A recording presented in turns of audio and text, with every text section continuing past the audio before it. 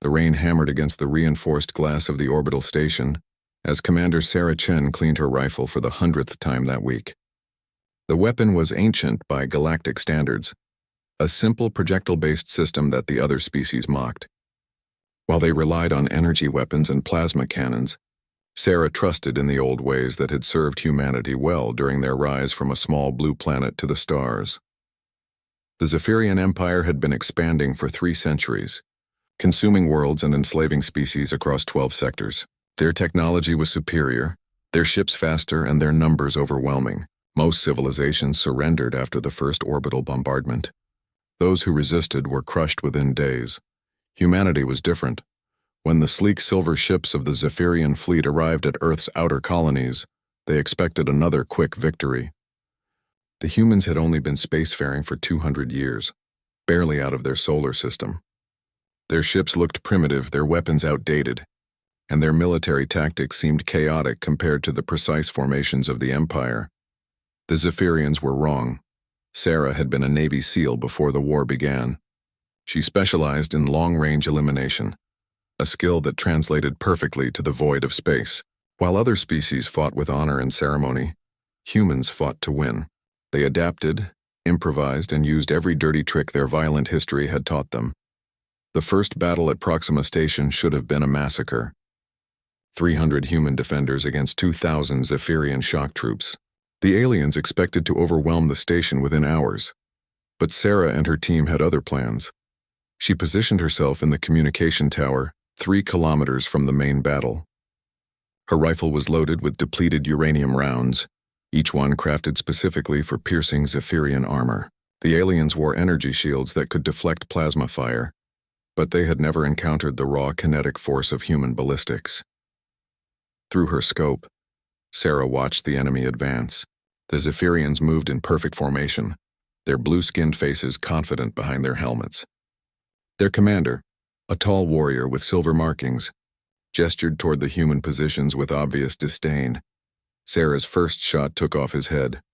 The round traveled at 3 times the speed of sound, punching through the commander's shield like it was paper. The alien's body crumpled and chaos erupted in the Zephyrian ranks. They had never seen their energy shields fail so completely. One by one, Sarah picked off the officers. Each shot was calculated, precise, and devastating. The Zephyrians began to panic as their leaders fell without warning. Their disciplined formation collapsed as they sought cover from an enemy they couldn't locate or understand. Lieutenant Marcus Webb, the station commander, had never served with a sniper before the war. He watched in amazement as the enemy advance ground to a halt. Through his communicator, he could hear Sarah's calm voice calling out targets and confirming kills. "Command, this is Ghost. Enemy colonel down. Switching to squad leaders." Her voice was steady, professional, and utterly terrifying to anyone on the receiving end of her attention. The Zephyrians had sophisticated sensors and advanced targeting systems, but they couldn't locate a single human woman with an old-fashioned rifle. The battle lasted 18 hours. When reinforcements finally arrived, they found the station intact, and 2/3 of the Zephyrian force eliminated. The survivors spoke in hushed tones about the invisible death that had stalked them through the corridors and passages of the human outpost. Sarah's reputation began to spread through both fleets. The humans called her Ghost, a reference to her ability to appear and disappear without trace. The Zephyrians had a different name for her, one that translated roughly to the Shadow of Death. But Sarah wasn't interested in reputation or fear. She was a professional soldier doing her job in the most effective way possible. While the galaxy's other species fought with codes of honor and established protocols, humanity brought 3,000 years of warfare experience to bear against their enemies. The Zephyrian Empire had conquered species who fought fair, who followed rules, who tried to minimize casualties. They had never faced humans before. After Proxima Station, everything changed.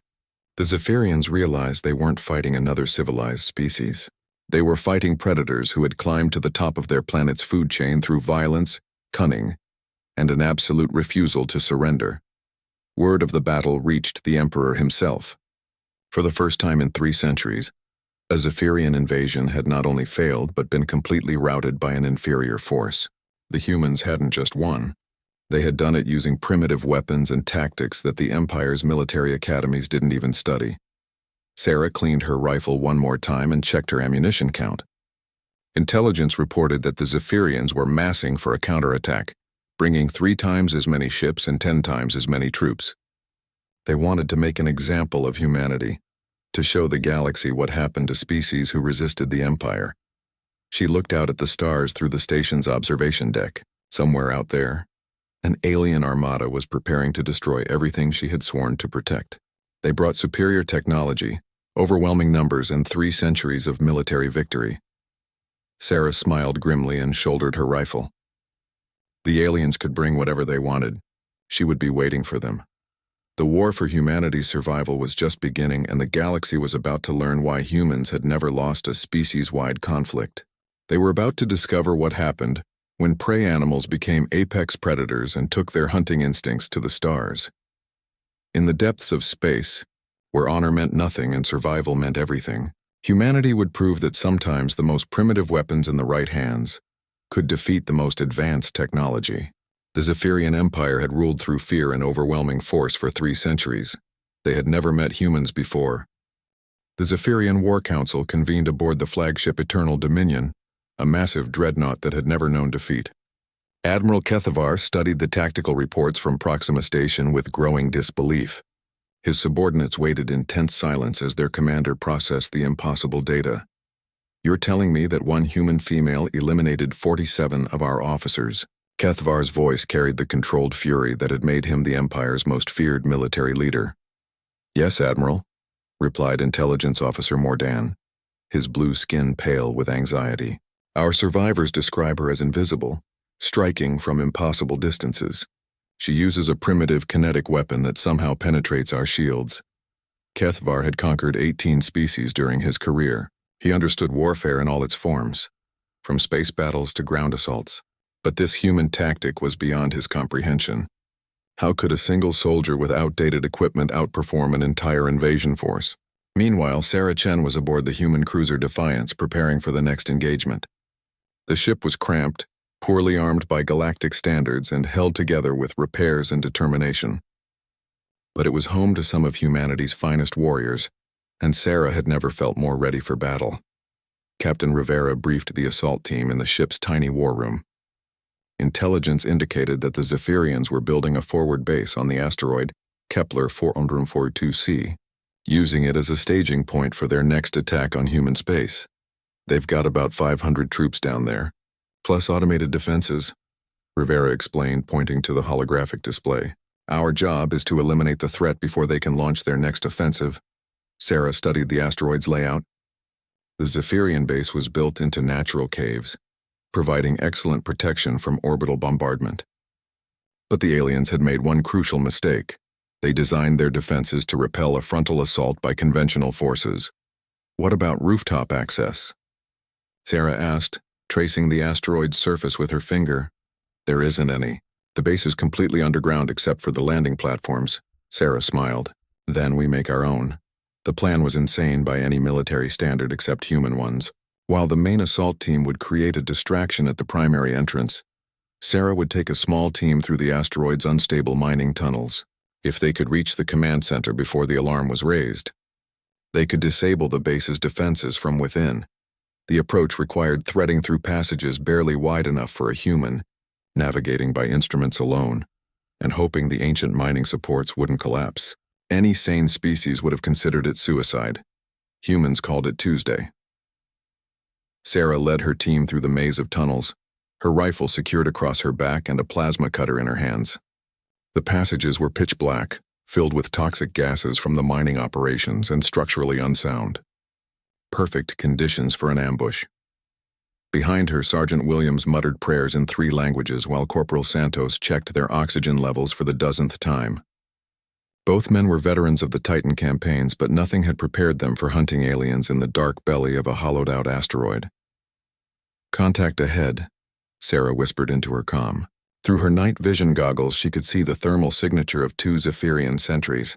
They were positioned at a junction of 3 tunnels, armed with energy weapons and monitoring the approaches with advanced sensors. The aliens never saw her coming. Sarah's knife was made of ceramic composite, invisible to their metal detectors. Her approach was silent, practiced, and lethal. Both sentries died without making a sound, their weapons taken before their bodies hit the ground. Command, this is Ghost.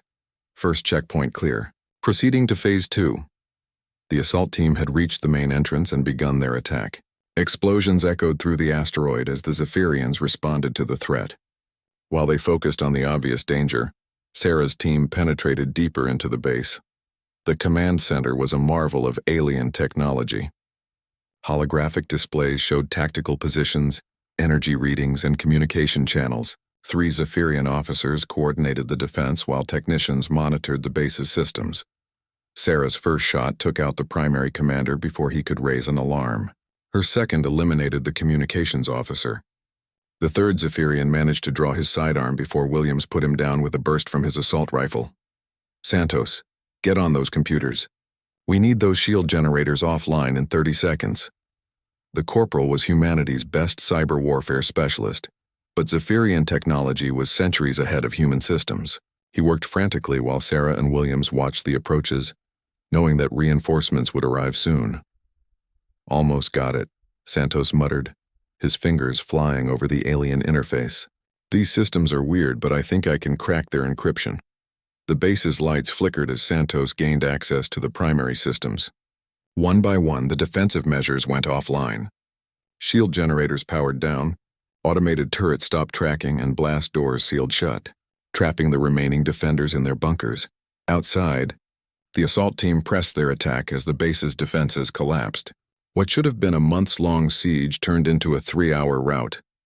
The Zephyrians found themselves trapped in their own fortress, picked off one by human soldiers who fought with a savagery that shocked even veteran warriors.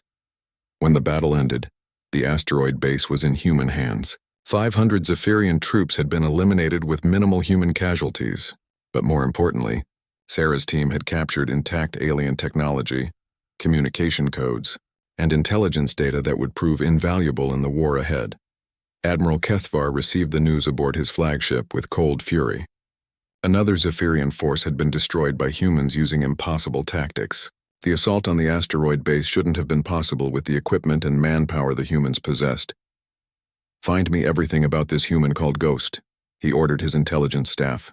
I want to know how she thinks, how she moves, how she fights. If we cannot understand our enemy, we cannot defeat them. But understanding humans was proving more difficult than the Zephyrians had anticipated. Every battle revealed new tactics, new weapons, and new levels of brutality that shocked the galaxy's civilized species. The humans didn't just fight to win, they fought as if their very existence depended on victory. Sarah cleaned her rifle aboard the captured base, surrounded by alien technology that would soon be reverse-engineered by human scientists. The war was escalating and both sides were learning hard lessons about their enemies. The Zephyrians were discovering that honor and protocol meant nothing against an opponent who would do anything to survive. And humanity was learning that in the vast darkness between stars, they were no longer the apex predators. They were becoming something far more dangerous. The captured Zephyrian base provided humanity with intelligence that changed everything. Dr. Elena Vasquez, the fleet's chief xenobiologist, worked around the clock to decode the alien communications Sarah's team had intercepted. What she discovered sent shockwaves through human command. They're not just invading us, she explained to the senior staff aboard the battleship Indomitable. They're testing us. Every engagement has been an experiment to see how we fight, how we think, how we adapt. Admiral Jackson leaned forward in his chair, his weathered face grim. Testing us for what? The communications mentioned something called the Harvesting Protocol. From what I can translate, the Zephyrian Empire doesn't just conquer species. They evaluate them first, looking for specific traits that make them useful. Sarah stood near the back of the briefing room, listening as the implications became clear. The war wasn't about territory or resources. It was an audition, and humanity was performing better than anyone had expected. What kind of traits? Admiral Jackson asked. Adaptability, resilience, tactical innovation. The Zephyrians have been expanding for centuries, but their own military has become stagnant. They're looking for fresh ideas, new ways of fighting that they can incorporate into their forces. The room fell silent as the officers processed this information. They had been fighting for survival, not knowing they were being evaluated like lab rats in a maze. "There's more," Dr. Vasquez continued. "If a species passes their tests, they're offered a choice. Join the Empire as a warrior caste or be eliminated completely. There's no middle ground." Sarah felt a cold anger building in her chest. The aliens saw humanity as potential recruits for their war machine, useful tools to be added to their collection. It was an insult that cut deeper than any battlefield defeat. "How long do we have?" Admiral Jackson asked. "Based on their communication schedules, I'd estimate 6 months before they make their final evaluation. If we pass their tests, they'll extend the offer. If we fail," she didn't need to finish the sentence. Everyone in the room understood the consequences of failure.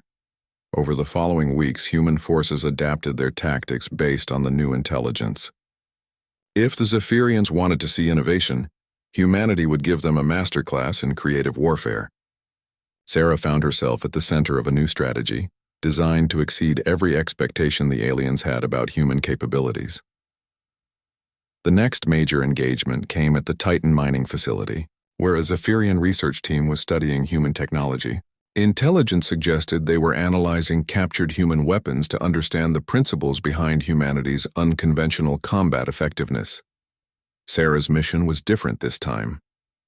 Instead of eliminating the research team, she was ordered to capture them alive. Command wanted to send a message that humans could be precise and surgical when necessary, not just destructive. The facility was built into Titan's methane ice, a sprawling complex of laboratories and living quarters. 50 Zephyrian scientists and 100 guards worked in shifts, believing themselves safe behind multiple layers of security. Sarah approached through the moon's thin atmosphere, using a specialized suit that made her nearly invisible to thermal scanners. Her rifle was loaded with non-lethal rounds designed to incapacitate rather than kill, a challenging constraint that required perfect accuracy. The first guard never knew what hit him. Sarah's tranquilizer dart dropped him instantly, and she dragged his unconscious form into an equipment alcove before moving deeper into the facility. One by one, she neutralized the security forces without raising an alarm. Each shot had to be perfect, each movement calculated to avoid detection. It was the most difficult mission of her career, requiring skills that went far beyond simple marksmanship. Dr. Zethkor was the facility's lead researcher, a brilliant scientist who had spent decades studying the military tactics of conquered species. He was analyzing human weapon fragments when Sarah appeared behind him like a ghost. "Don't move," she said quietly, her weapon aimed at his center mass. "I'm not here to hurt you, but I will if you make me." The alien scientist turned slowly, his large eyes wide with surprise. He had heard stories about the human called Ghost, but seeing her in person was still shocking. She was smaller than most Zephyrian warriors, yet she had penetrated their most secure facility without triggering a single alarm. "You are the one they call the Shadow of Death," Zethkor said, his voice calm despite the circumstances. "I'm Commander Chen, and you're coming with me." Within an hour, Sarah had extracted the entire research team without firing a lethal shot. The facility's guards were unconscious but alive, secured in their own detention cells. The scientists found themselves aboard a human transport ship, prisoners of a species they had been studying like specimens. The psychological impact on the Zephyrian Empire was profound. Their most secure research facility had been compromised by a single human operative who had shown mercy when she could have shown destruction. It demonstrated a level of operational control that impressed even their most experienced military commanders. Admiral Kethvar studied the reports from Titan with growing respect for his human adversaries. They were evolving rapidly, adapting to each new challenge with innovations that surprised even seasoned warriors. The capture operation showed that humans could be precise and discriminating when strategy demanded it, but it also revealed something more troubling. The humans weren't just fighting reactively anymore. They were anticipating Zephyrian moves, planning operations that seemed designed to prove specific points about human capabilities. "They know we're testing them," he told his intelligence staff. "Somehow they figured out the harvesting protocol. This changed everything. If the humans understood what was happening, they could manipulate the evaluation process. They could showcase specific abilities while hiding others, presenting themselves as more or less valuable than they actually were."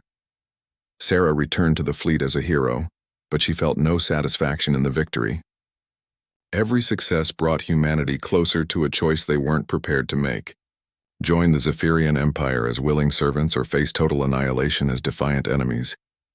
But as she cleaned her rifle in the quiet of her quarters, Sarah began to consider a third option.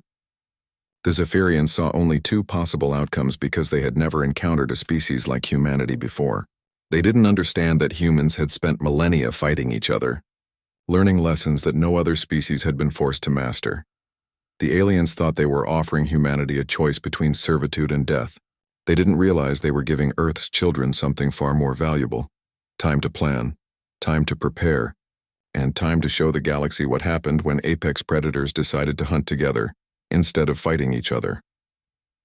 The harvesting protocol was designed to evaluate conquered species, but it was about to encounter something the Zephyrian Empire had never faced before: a species that refused to be conquered at all. The captured Zephyrian scientists proved more valuable than any weapon humanity had ever acquired. Under careful interrogation, Dr. Zethkor revealed the true scope of the Empire's expansion strategy and the critical weakness that humanity could exploit. "Your species fascinates us," the alien scientist admitted during one of his sessions with Dr. Vasquez. "In 3 centuries of conquest, we have never encountered such rapid tactical evolution. Most species plateau after initial contact, but humans continue to innovate with each engagement." Sarah listened to the recorded interviews from her position aboard the stealth ship Wraith. She had been selected to lead a deep reconnaissance mission into Zephyrian space, gathering intelligence on their core worlds while the diplomatic evaluation continued. What the scientists had revealed was both terrifying and hopeful. The Zephyrian Empire controlled over 400 star systems, but their military was built around the integration of conquered species. Each new member brought unique capabilities that strengthened the whole. The Krillian provided advanced shielding technology. The Morgani contributed their expertise in space-time manipulation. The Vorthon supplied biological weapons that could adapt to any defense. Together they formed an unstoppable military machine that had never known defeat. But this strength was also their vulnerability. The Empire's success depended on constantly finding new species to absorb. Without fresh talent and innovation, their expansion would stagnate. They needed humanity more than they were willing to admit. Sarah's mission was to penetrate the Zephyrian home system and gather data on their core military installations. If humanity was going to reject the Empire's offer, they needed to understand exactly what they would be fighting. The journey took 3 weeks through hyperspace lanes that no human had ever traveled.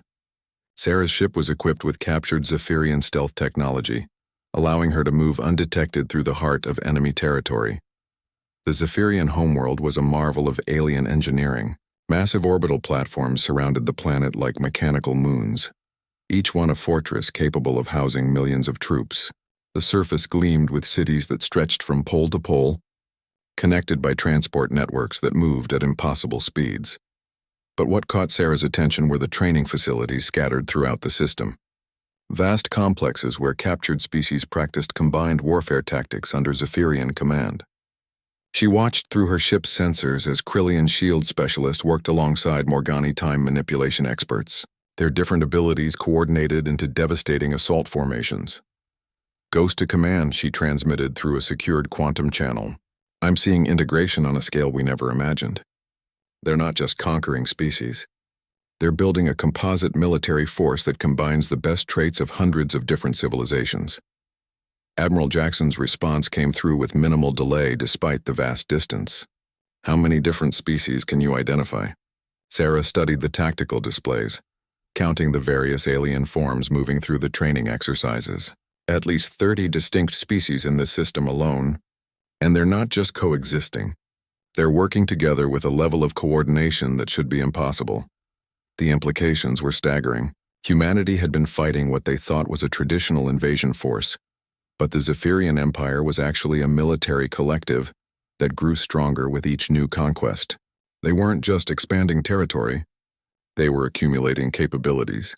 But as Sarah observed the alien forces, she began to notice patterns that gave her hope. The integration was impressive, but it wasn't perfect. Each species brought their own cultural limitations and tactical blind spots. The Empire had learned to coordinate their strengths, but they hadn't eliminated their weaknesses. The Krillian were defensive specialists who struggled with aggressive assault tactics. The Morgani could manipulate time in small areas but became confused in chaotic environments. The Vorthon biological weapons were devastating, but required careful handling that slowed deployment. Most importantly, every species in the Empire had been conquered before they were integrated. They had never fought as equals alongside their alien allies. Their coordination came from shared defeat, not shared victory. Humanity would be different. Sarah began documenting everything she observed, creating tactical profiles of each species and identifying potential vulnerabilities. But her mission took an unexpected turn when her sensors detected something that shouldn't have existed: human energy signatures coming from one of the orbital platforms. Against every protocol and direct orders, Sarah maneuvered her ship closer to investigate. What she found changed her understanding of the entire war. The platform housed a prison complex where the Empire kept representatives of species that had refused their integration offer. Humans were there, captured during early skirmishes and held as examples of what happened to those who rejected Zephyrian generosity. But these prisoners weren't broken or defeated. Through her ship's sensors, Sarah could see that they had organized themselves into a resistance cell within the prison. They were planning escapes, gathering intelligence and maintaining military discipline despite their captivity. Lieutenant Commander Rodriguez had been captured during the Battle of Europa 6 months ago. Sarah watched through her scope as he led a group of human prisoners in what appeared to be combat training, using improvised weapons and makeshift equipment. Even in captivity, humanity's warriors refused to surrender. The rescue operation violated every aspect of Sarah's mission parameters, but she couldn't abandon fellow humans to alien captivity. Using her ship's weapons, she created a distraction that drew the guards away from the prison section. Then she infiltrated the platform through a cargo access port, moving through the alien structure like the ghost her enemies called her. The human prisoners were ready when she reached them. Rodriguez had somehow anticipated a rescue attempt and had his people prepared to move at a moment's notice. Within minutes, Sarah had led 43 human captives through the platform's ventilation systems to her waiting ship. The escape triggered massive security alerts throughout the Zephyrian system. Energy weapons lit up the space around the orbital platforms as alien forces searched for the intruders. But Sarah's stealth ship slipped away into hyperspace before the enemy could coordinate an effective response. "Commander Chen," Rodriguez said once they were safely in hyperspace, "we need to talk. The prisoners from other species have been sharing information. And there's something about the Empire that your intelligence reports are missing." What Rodriguez revealed during the journey home added another layer to humanity's understanding of their enemy. The Zephyrian Empire wasn't just a military alliance. It was a collection of species held together by fear and mutual dependence. Remove the central authority, and the entire structure would collapse into chaos, but the Empire's leaders knew this weakness and had built safeguards to prevent any single member species from becoming powerful enough to challenge their control. They carefully balanced the capabilities of each group, ensuring that no combination of allied species could threaten Zephyrian dominance. Humanity represented a unique threat to this balance. Their rapid innovation and adaptability made them potentially more valuable than any species the Empire had previously encountered. But those same traits made them dangerous allies who might eventually challenge Zephyrian authority. Sarah returned to human space with intelligence that would reshape the war effort and 43 rescued prisoners whose knowledge would prove invaluable in the battles ahead. But she also brought news that would force humanity to make its choice sooner than anyone had expected. The Zephyrian Empire was accelerating its evaluation timeline. They had decided that humanity was too dangerous to leave unconquered and too valuable to simply destroy. The offer of integration would come within weeks, not months, and if humanity refused, the Empire would deploy its full military might to ensure that no other species would ever see humans as an example of successful resistance. The final battle for Earth's freedom was about to begin. The Zephyrian delegation arrived at the neutral station of Deep Space Nine with the pomp and ceremony befitting an empire that had never been refused. Admiral Kethavar led a procession of representatives from 30 different conquered species, each one a living testament to the Empire's power and diversity. Sarah watched the proceedings from the observation deck of the human flagship Democracy, her rifle cleaned and ready despite the supposed diplomatic nature of the meeting. Admiral Jackson had insisted on bringing his best soldiers to the negotiations, understanding that diplomacy backed by strength was the only language the Empire truly respected. The human delegation was deliberately small and unimpressive by galactic standards. Admiral Jackson, Dr. Vasquez, and 3 senior officers represented Earth's billions in the most important negotiation in human history. They carried no ceremonial weapons, wore simple uniforms, and projected an image of quiet competence rather than imperial grandeur. Ambassador Veltar spoke for the Empire, his voice carrying the authority of 3 centuries of conquest. Humans of Earth, the Zephyrian Empire extends to you the honor of integration. Your species has demonstrated capabilities that would strengthen our collective forces. Join us willingly, and your people will know prosperity and purpose across the stars. Admiral Jackson's response was measured and deliberate. We appreciate the Empire's offer, but humanity values its independence. We prefer to chart our own course among the stars. The silence that followed was profound. In 300 years of expansion, no species had ever refused the Empire's integration offer. The concept of rejecting guaranteed survival in favor of uncertain freedom was beyond the understanding of most galactic civilizations. Veltar's composure cracked slightly. You misunderstand the nature of our offer. This is not a negotiation between equals. You will join the Empire or face the consequences of your defiance. We understand perfectly, Jackson replied.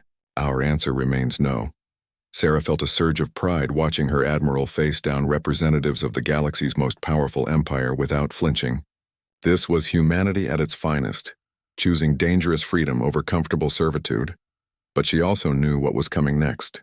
The Empire would interpret humanity's refusal as a declaration of war, and they would respond with overwhelming force designed to make an example of Earth's children for the rest of the galaxy. The negotiations ended within hours, and the Zephyrian delegation departed with promises of swift retribution. But Sarah had noticed something during the meeting that gave her hope.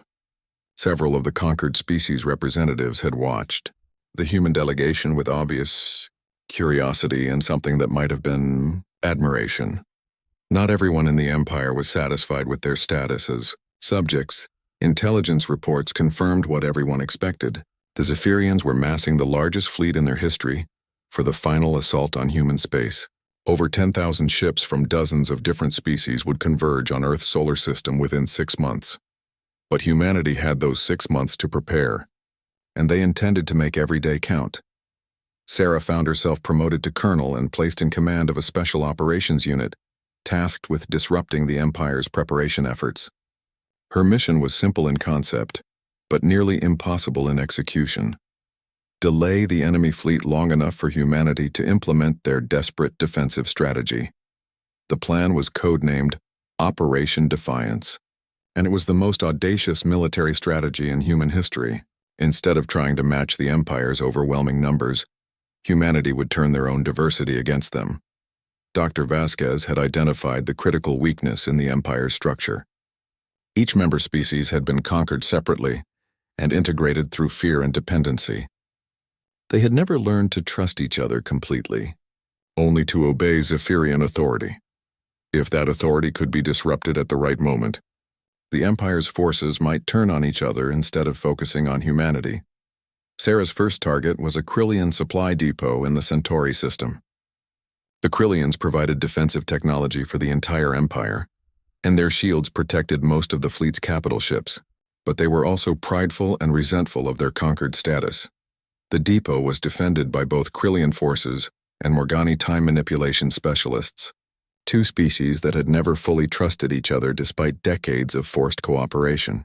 Sarah's job was to eliminate the Morgani commanders, while making it appear that the Krillians were responsible. She infiltrated the depot through a maintenance tunnel, moving through the alien structure like the predator she had become. The Morgani command post was located in the facility's center, protected by temporal distortion fields that made direct assault impossible. But Sarah had learned that every alien technology had weaknesses that could be exploited by human ingenuity. The Morgani fields couldn't be penetrated, but they could be redirected. Using a captured Krillian shield generator, she created a feedback loop that turned the temporal distortion against itself. The Morgany commanders died when their own time manipulation fields collapsed, crushing them under temporal stress that no living being could survive. But the shield generator she had used carried Krillian energy signatures, making it appear that their allies had betrayed them. Within hours of the attack, tensions between the two species had escalated to the point of open hostility. Krillian forces accused the Morgany of sabotaging their own defenses to frame them for the attack. The Morgany responded by withdrawing their time manipulation support from several joint operations. Sarah repeated similar operations across a dozen systems, always targeting the weakest links in the Empire's alliance structure. She eliminated Vorthan biological weapons specialist while leaving evidence of Krillian involvement. She destroyed Morgany temporal research while making it appear that Vorthan toxins were responsible. Each operation was designed to create suspicion and resentment between the Empire's member species. Sarah wasn't just fighting a military campaign. She was conducting psychological warfare against an alliance held together by conquest rather than genuine cooperation. The results exceeded every expectation. By the time the Empire's Grand Fleet began its final approach to Earth's solar system, dozens of species were actively sabotaging each other's efforts. What should have been a coordinated assault became a collection of individual attacks hampered by mutual suspicion and conflicting objectives. But even a weakened Empire fleet represented overwhelming force compared to humanity's defensive capabilities. Earth's orbital platforms mounted the strongest weapons human technology could produce, but they would only delay the inevitable unless something else changed the balance of power. That something came from an unexpected source. Lieutenant Commander Rodriguez, one of the prisoners Sarah had rescued from the Zephyrian homeworld, had been in contact with resistance movements throughout the Empire. His intelligence network revealed that dozens of conquered species were ready to rebel if they saw evidence that the Empire could be defeated. Humanity's refusal to surrender had already inspired hope among the Empire's subjects. If Earth's defenders could win even a single major victory against the invasion fleet, it might trigger the largest slave revolt in galactic history.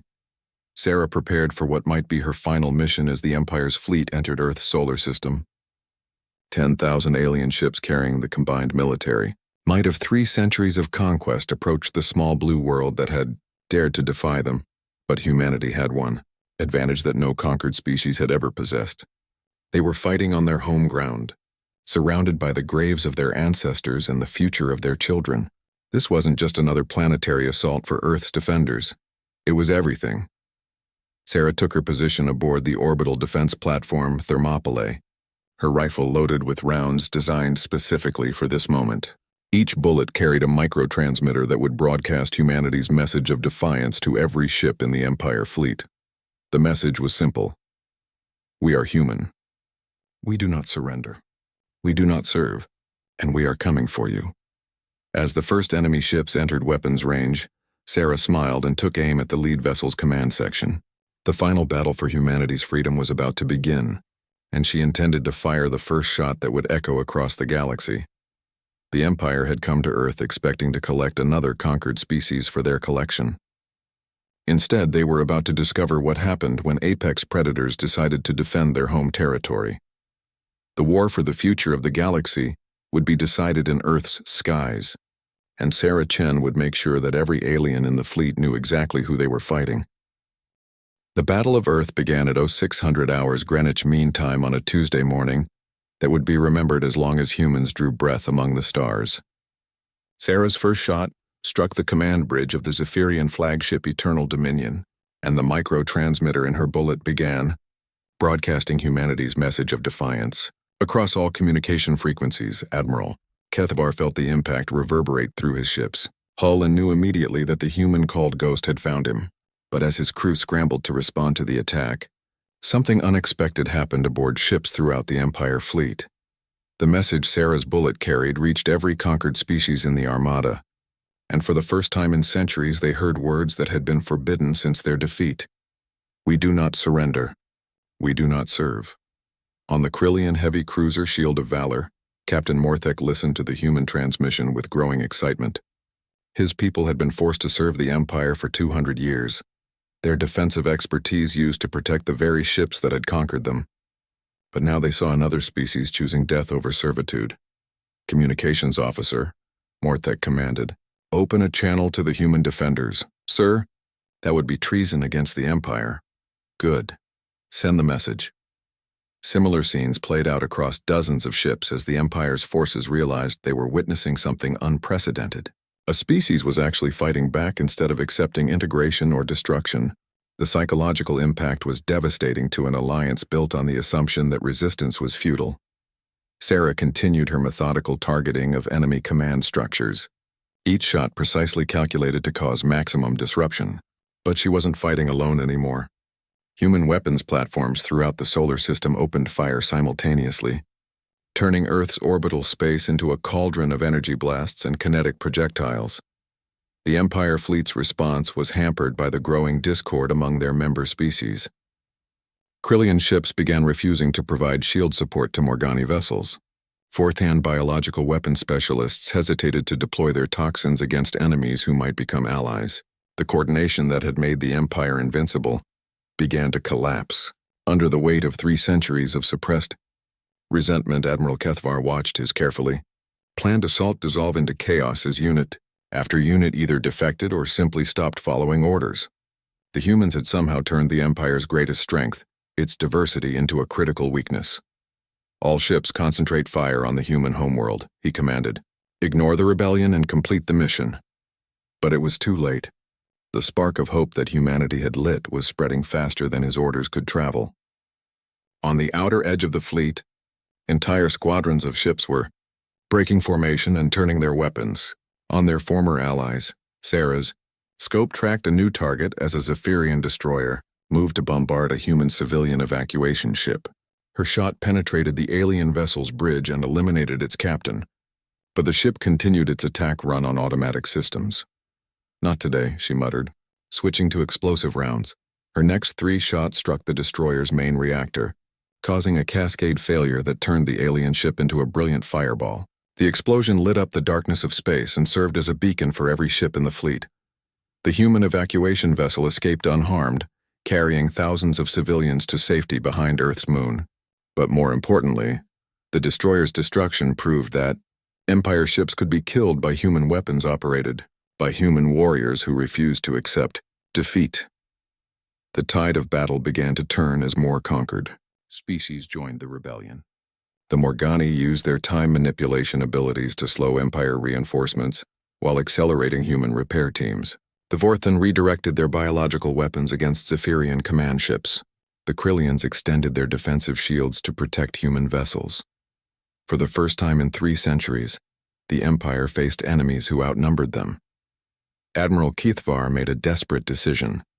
If the Empire could eliminate Earth quickly enough, they might be able to restore order before the rebellion spread to their home systems. He ordered his flagship to ram Earth's primary defense platform, intending to die in one final blow against human defiance. Sarah saw the massive dreadnought accelerating toward her position and knew she had perhaps 30 seconds before impact. Instead of fleeing, she remained at her post and lined up one final shot through her rifle's scope. The round was a masterwork of human engineering, designed specifically for this moment. It carried not just explosive power, but also a computer virus created by humanity's best hackers, based on intelligence gathered from captured Zephyrian systems.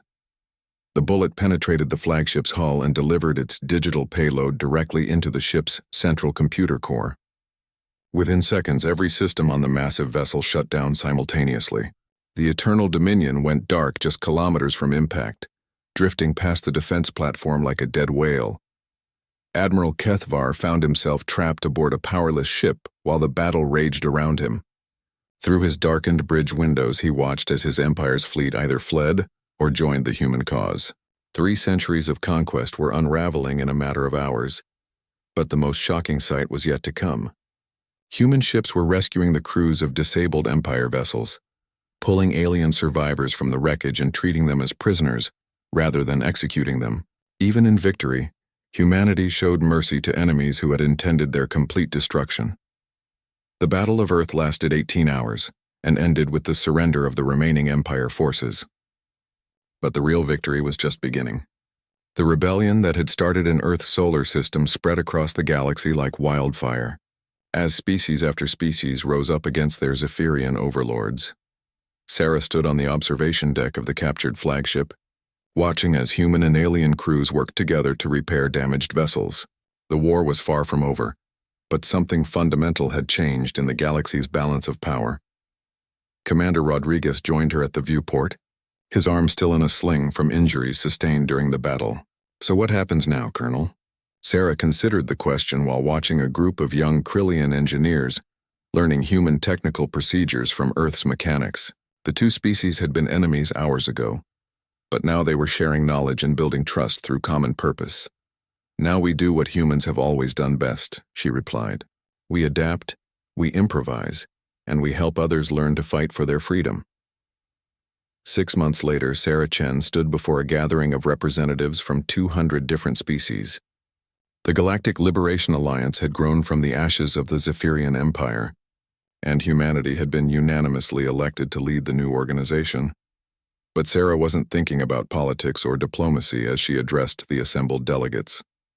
She was thinking about a small blue planet where apex predators had learned to hunt together instead of fighting each other, and how that lesson might serve them well among the stars. "We gather today not as conquerors or conquered," she began, "but as free beings who choose cooperation over domination. The galaxy is vast enough for all of us to find our own paths among the stars." In the audience, Admiral Kethvar listened from the section reserved for former Empire officers seeking redemption. The human who had defeated his fleet now offered him and his people a chance to earn forgiveness through service to the Alliance's cause.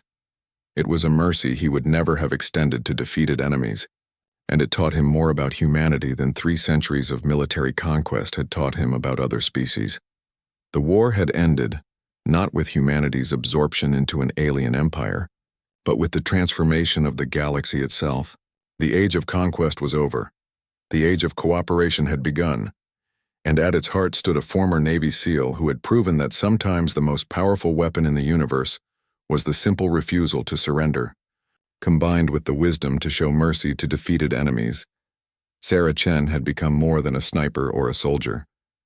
She had become the symbol of a new era among the stars, where strength was measured not by the ability to conquer others, but by the courage to stand for freedom and the wisdom to help others find their own path to the stars. The galaxy would never be the same.